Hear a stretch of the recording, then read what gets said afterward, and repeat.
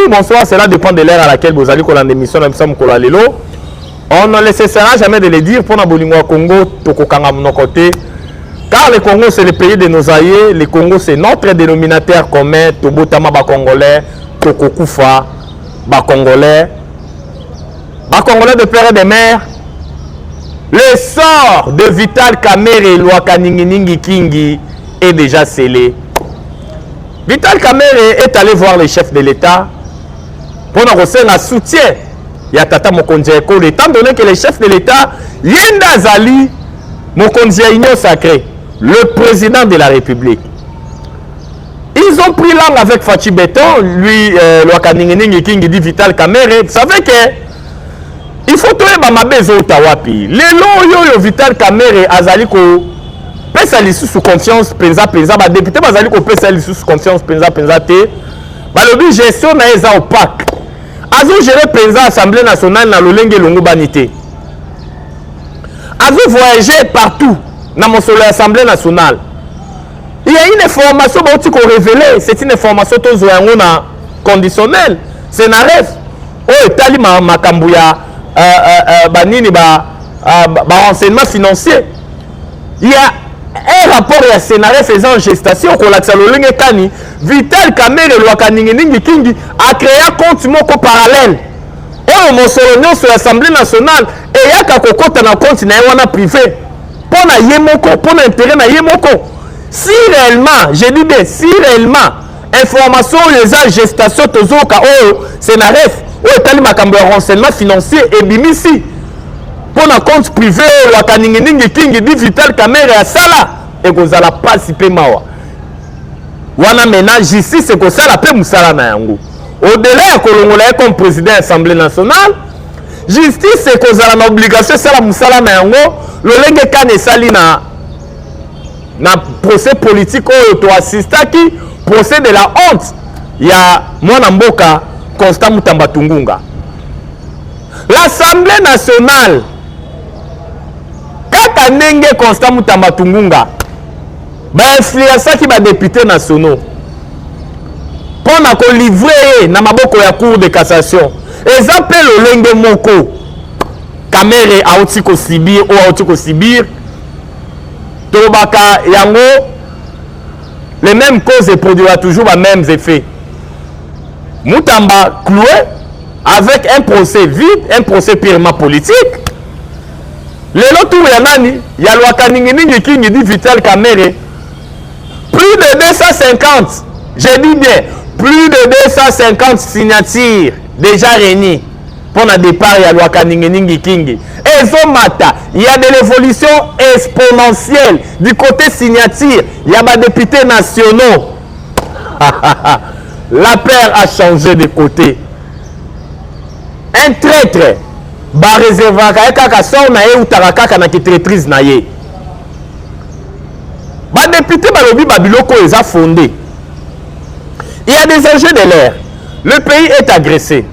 La diplomatie agissante va faire son travail. Sur le front militaire, vous savez qu'il y a eu des couacs. Parce que on avait affaire à une armée de brassage et de mixage. Notre armée, vous le savez très bien, c'était une armée Bunda, pas comme une armée conventionnelle.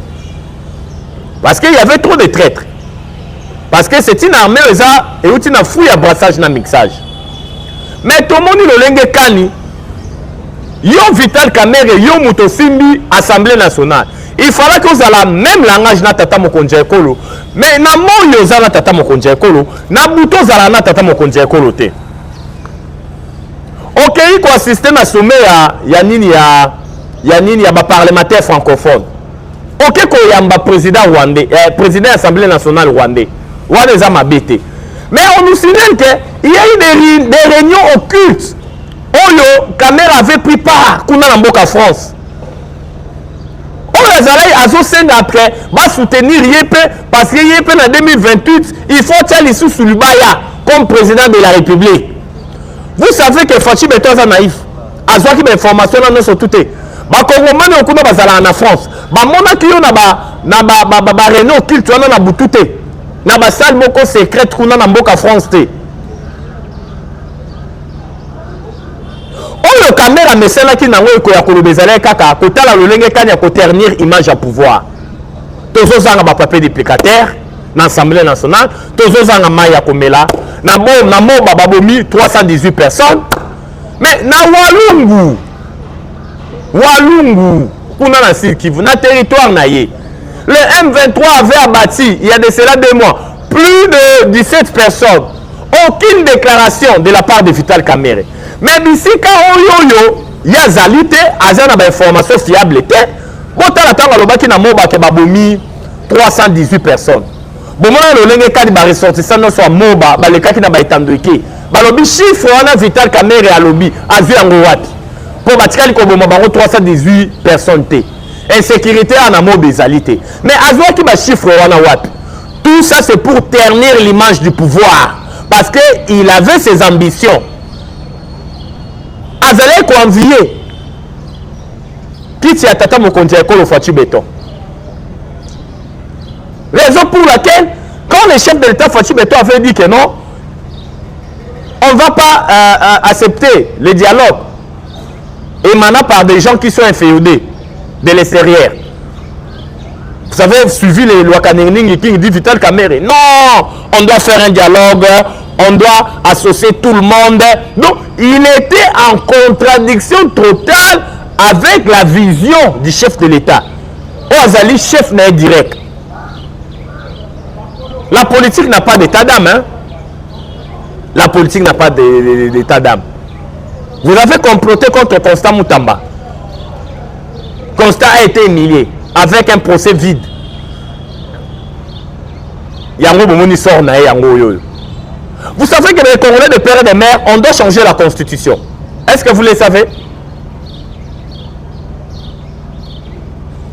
Le changement de la constitution, c'est une nécessité impérieuse. La constitution actuelle avait été rédigée en 2006. Aujourd'hui, nous sommes en 2025. C'est une constitution qui est devenue archaïque, obsolète. Elle ne répond plus aux réalités actuelles de 2025. Est-ce que, comment pouvez-vous imaginer une constitution d'un pays? Nulle part on a mentionné la superficie de ces pays-là. Le Congo, la superficie de notre pays est de 2 345 410 km². Mais nulle part, lisez la constitution actuelle. Vous verrez nulle part on a mentionné la superficie de notre pays. Étant donné que c'était une constitution qui avait été rédigée en Belgique par des Belges et les étrangers, il y avait seulement 3 Congolais lors de la rédaction de la dite constitution. Raison pour laquelle il y a des imbroglios au sein de la constitution, des imbroglios total. Une constitution est cohérente. Et la cohérente, raison pour laquelle on doit maintenant avoir une constitution bio-congolaise, rédigée en 4 langues nationales, par des Congolais, en incorporant nos réalités actuelles. Mais pour ce faire, avec Vital Kamerhe comme président de l'Assemblée nationale, mais c'est du poudre rosé, il va commencer à bloquer tout. Il peut se constituer dans pierre d'achoppement pour barrer la route à la nouvelle constitution. Raison pour laquelle le député Batali le salut du peuple et la loi suprême. Ma député Batali Balobi, non, non, non, non, non, non. On doit prendre toutes les dispositions. Pour ce faire, il faut d'abord inverser loi Kaningning King et dit Vital Kamerhe. Il n'a plus la confiance du chef de l'État. Et puis, la façon dont même l'Assemblée nationale, aux gestions est caractérisée par une gestion opaque, il faut que l'on l'ait pendant qu'il est temps. Vital Kamerhe a demandé même pardon à les députés nationaux. Bolimbi Sangai, oh, bah, propos n'a blessé qui est tantôt d'une manière, tantôt d'une autre. Je présente mes excuses. Mais le député, l'initiateur et la pétition, Crispin Bindoulé, il a dit NON. Ton sort est déjà scellé. par rapport à la traîtrise na yo, par rapport à la gestion opaque na yo. Raison pour laquelle, comme j'ai à le dire, Louakaningi King dit Vital Kamere a échangé avec le chef de l'État. Il a demandé le soutien, il a demandé au chef de l'État de stopper la pétition à question de pétitionnaire pour bloquer Bangon Agnoso. D'après les informations de notre possession, quand il échangeait avec le chef de l'État Zalaki Nangamounaïa, non, on va mettre tous les atouts pour que le pétitionnaire Bakokisa idée na bango ya ko longola comme président de l'Assemblée nationale. Mais par après, c'est ça la vraie information parce que Tolobaka on doit apprendre à dire la vérité. Tolobaka le makambulo lenge zali. Le chef de l'État Fatou Beton dit mais non. Après départ de Vital Kamere, non. Bah député Bassa Moussala na bango. C'est là prouve à suffisance que l'essor de Vital Kamere et Louakaningi King est déjà scellé. Kamere a parti déjà au passé. On sait que la session en septembre, c'est la session purement budgétaire. C'est une session où il faut il y a un gouvernement qui a déposé avant projet à budget, il y a Néo et Landaka. C'est-à-dire il y a 2026. Mais en même temps, le député, il tient mordicus que Louakaningi King dit Vital Kamere a Kende avant de se tourner salement. Regardez même ce qui s'est passé ces jours-là.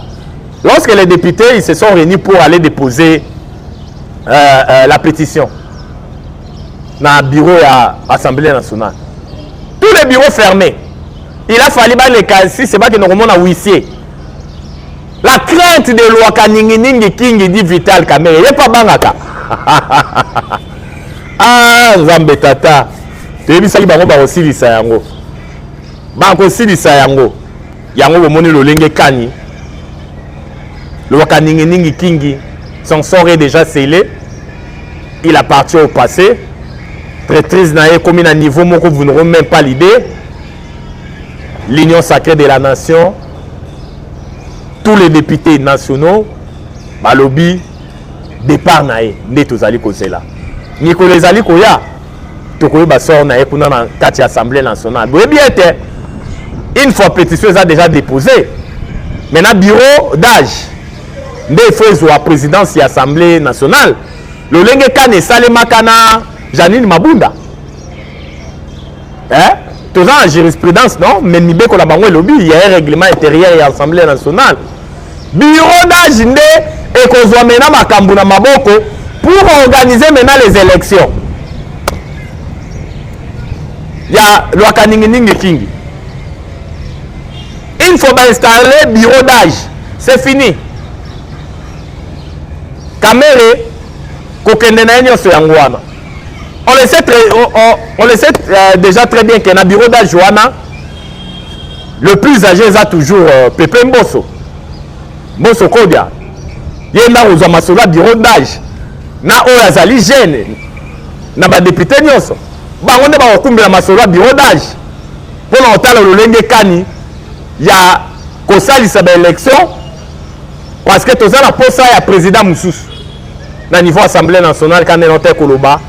To yebisaka bino déjà na début année que toko bimana Louakaningi King di Vital Kamere toko silisa na année oyote. Kaka ndenge tolobaki ba Congolais de père et de mère. Toko silisa na année oyote. Yango bomoni lolenge kani. Mention, son sort est déjà scellé. Les soutiens qu'il attendait auprès du chef de l'État, le chef a dit NON, le vin déjà tiré, il faut le boire. Pour ne pas s'éterniser dans le dossier Louakaningi King dit Vital Kamere, on a subir même sort. Il y a Mwana Mboka, on a travaillé dans la vision Tata Mokondia Ekolo Fati Beton, Constant Moutamba Tungunga. Donc directement dans Maïmatali, économie en Mboka, budget 2026, Oyezali revient à la hausse dans 20 milliards de dollars. C'est un avant-projet, il y a budget. 20 milliards de dollars. Wananyos et la qui évolution exponentielle en termes de pourcentage à peu près 14%. par rapport à budget 2025 où ils en ont en cours. Tout ça, ça prouve à suffisance sur le Lengue Kani. L'économie de notre pays est à debout. Il y a un monde le Lengue Kani. Le gouvernement a respecté la constitution. Il y a un déposé budget 2026. Quand on a mis le 15 septembre, le gouvernement qui a déposé, le gouvernement Mme Julie Toulouka Souminoa, au but surtout vous allez espérer que cette fois-ci, qu'on travaille comme il se doit. Et que vous avez la photocopie à Souminoa NT. Souminoa D, il faut la différent. Il faut que les choses se diffèrent. On ne va pas insister na nini na automonaki, assister na automonaki. Non. Nous voulons que les choses changent. Les choses doivent changer. Na le Lengekani soumis nos deux faisals et la Moussala na yango. Un budget de un avant-projet budget à 20 milliards. Mais le plus important, Tolingi, tant que nous allons collaborer le budget et l'évolution de manière exponentielle par rapport à l'année précédente, nous voulons que ait un impact dans le panier de la ménagère. Vie est comme de plus en plus cher. Biloko est mata. Bas salaire est tikala kakawana. Mais il y a de l'évolution exponentielle du côté prix. Il y a des denrées alimentaires et de première nécessité. C'est là où les bas blessent. C'est là où les alliés qui dérangent les Congomani. Il y a des alliés qui senda dans le gouvernement soumis à deux. Il y a tous les atouts pour les Congomani quand même sourire. La politique est l'art de gérer la cité pour le bien-être de la population. Mais dans le cannabis, vous allez présenter le contraire. Quand vous êtes nommé ministre, mandataire, c'est l'occasion pour remplir tes poches. C'est l'occasion famille. Et moi, on a dit nommé mandataire, nommé ministre, et ça, on a dit Sotoïba, Tobongisa. Regardez la conception des Congolais. Regardez le lien des Congolais basé la Ramakambu. Alors que lorsque vous êtes nommé, la nomination c'est une charge. C'est une charge. Tu es redevable à l'égard de bateau Yozali Kokamba. Ce n'est pas un honneur. Et ça privilège, c'est une charge. Il y a un autre budget 2026 avant le projet, on va déposer dans l'Assemblée nationale hier. Tokosenga était. Et ça a vraiment budget et cadré l'inspiration à l'IDPS et à les peuples d'abord. Et cadré dans le Lengue Kani Tata Mokonje, le Fati Beto Lobaka, les salis du peuple et la loi suprême. Pour ne pas s'éterniser toujours dans le matali budget, nous avons une déclaration au ministre du budget concernant dette intérieure et puis la dette extérieure. Bolanda qui Adolphe Mouzito Fumupa au Azali VPM ya Makambutali budget ministère ya budget koloba ete dette intérieure na dette extérieure et mati et comme à peu près 16 milliards et mati makasi évoluer makasi nyongo ya kati na nyongo libanda. Tout le monde a le Lengue Kani Baote ko convoqué na CNS na conseil de sécurité kuna o kamba marqué pas il y a conseiller à chef de l'état matière il y a sécurité ba convoqué qui ministre ya budget Adolphe Mouzito ba yeba pourquoi le baki biloko wana yaza na kati ya gouvernement to boité to bité que non sont membre du gouvernement il faut bomba bosotono sa gouvernement non. Et si quand il faut que la vérité, il faut que la vérité. Est-ce que le moment était propice à cause de la déclaration le Lengue wana ba Congolais de père et de mère. Bon répondre biso dans les commentaires. Moment zala qui propice. Bobi ke mboka tous en la tension, il y a la guerre, il y a des tensions. Oui. Tolobaka, il y a un adage le baka, toute vérité n'est pas bon ni bonne à dire. Mais il faut un mensonge profitable. Mais pas une vérité préjudiciable. Et si on faut beaucoup le kuta pour qu'il y ait dans la communauté, buka lokuta pour qui meza la communauté wana. Mais si ko ezo senga o ba vérité na ngonga on ezo senga vérité moi na mboka lo ba vérité. Mais Adolphe Muzito, l'actuel ministre du budget, le moment était opportun pour abimisa mangala ou abimisa qui a kolobaete dette intérieure na extérieure et combien à propos na 16 milliards. Oh ba kongomani no so ba surtout kaki ba lobi menyo wa moi mati susu be ndenge nini. Ba komi ko mettre même ba doute dans le lenge parce que les soldes des militaires ont été revus à la hausse, vous le savez très bien. Le prime des militaires, ils ont vu leur salaire doublé. Ça a créé un ouf de soulagement. Oh, c'est une très bonne chose. Mais à ma cas, si biso toko senga et zaliete, on doit se préparer maintenant à la guerre. En prenant toutes les dispositions. Parce que le Congo, Mboka Nabiso Mobimba, avec sa superficie de 2 345 410 km². Aucun centimètre à Congo kokene na Rwanda ni na Uganda. Le Congo aux Congolais.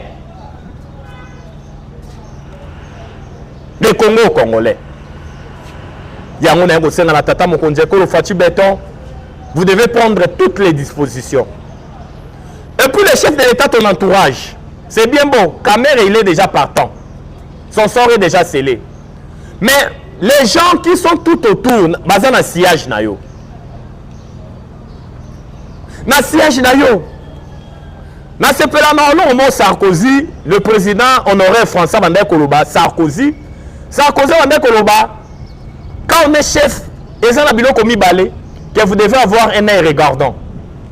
Les choix de tes collaborateurs, la gestion de l'information. Tes collaborateurs, bato bazan na siège na yo, bazali banani.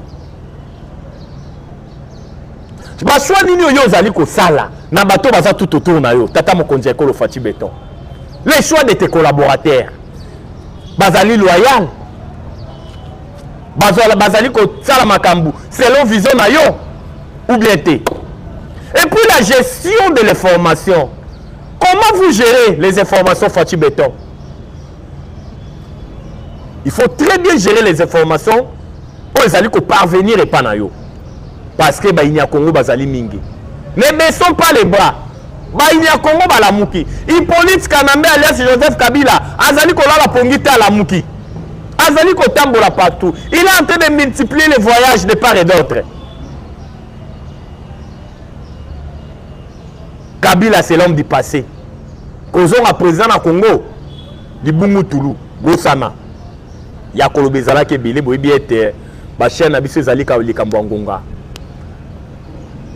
Notre chaîne est à Likambwangonga. Pour aller l'autre soukiawa, tokwa lisusu lobby, tokwa lisusu lobby wana kotal ça no lenge kan mboka lalaki, mboka ela mukaki poto lo ba pona bolingo Congo. Jamais tokanga munoko. Parce que tobotama ba congolais. Tokokufa ba congolais. Numéro na biso zali plus 243 89 77 525 44. Plus 243 89 77 525 44. La patrie ou la vie. La patrie ou la vie. La patrie ou la vie. Ou la vie. Loaka ningi ningi kingi dit Vital Kamerhe. Chikicha chikicha. Tcha tcha. J'ai dit et je vous remercie. Ciao.